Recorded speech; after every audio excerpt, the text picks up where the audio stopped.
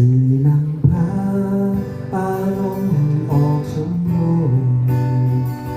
สุขหรือโศกโลกภายนอกอ่านออกไหน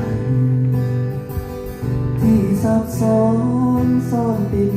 อ่านจิตใจเขียนออกไปผ่านปากกาสู่สากลอ่อนหยุดหมดหยุดอยากวาดอักษรทั้งโครงก่อนเรื่องสั้นแบ่งปันผลสารคดีนิยายออกพายลง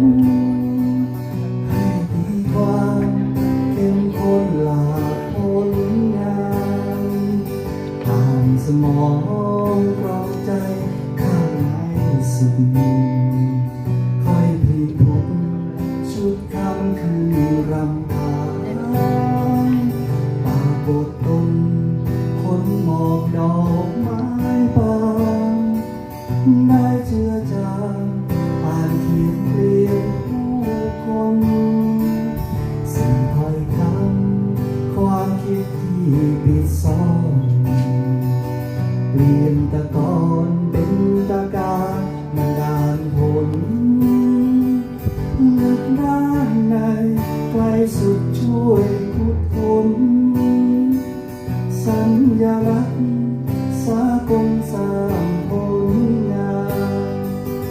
ผ่านสมองตรองใจข้างในสุด